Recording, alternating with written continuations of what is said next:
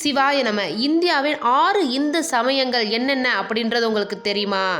சைவம், சாக்தம், கணாபத்தியம், வைணவம், சௌரம், கௌமாரம். இதில் சைவம் அப்படின்றது சிவ வழிபாட்டையும், சாக்தம் அப்படின்றது சக்தி வழிபாட்டையும், கணாபத்தியம் அப்படின்றது கணபதி வழிபாட்டையும், வைணவம் அப்படின்றது திருமால் வழிபாட்டையும், சௌரம் அப்படின்றது சூரிய வழிபாட்டையும், கௌமாரம் அப்படின்றது தமிழ் கடவுளான முருகபெருமான் வழிபாட்டையும் குறிக்கிறது. இதில் எந்த சமய வழிபாட்டை நீங்கள் பின்பற்றினாலும் எல்லாம் ஒரே தத்துவத்தை தான் குறிக்குது. சரத்தை வசப்படுத்தினால் காலத்தை வெல்லலாம், காலனை வெல்லலாம், கடவுளை காணலாம். இதில் சரம் அப்படின்றது மூச்சு.